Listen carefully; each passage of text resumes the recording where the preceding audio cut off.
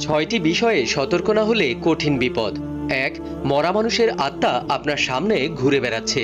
এমন কিছু দেখলে ভয় পাবেন না, আয়াতুল কুরসি পড়বেন, কারণ জিনেরা মৃত মানুষের ছদ্মবেশ নিয়ে ঘুরে বেড়ায়। দুই, রাতে আয়না দেখবেন না, কারণ রাতে আয়নার মধ্যে জিন প্রবেশ করে, যে কোনো বিপদ হতে পারে।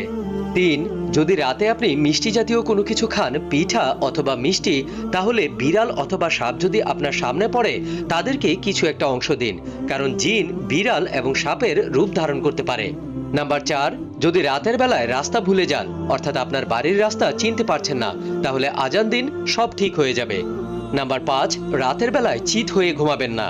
এক প্রকার ভুবা জিন রাতের বেলায় চিত হয়ে শুয়ে থাকা ব্যক্তিকে চেপে ধরে। ছয় নাম্বার, রাতের বেলা একা একা কোথাও বের হবেন না, কারণ একা থাকলে রাস্তায় বা আপনার সাথে থাকা জিন আপনার অনেক বড় ক্ষতি করতে পারে। ভিডিওটি অনেক অনেক শেয়ার করুন যেন অন্যদের কাজে লাগে।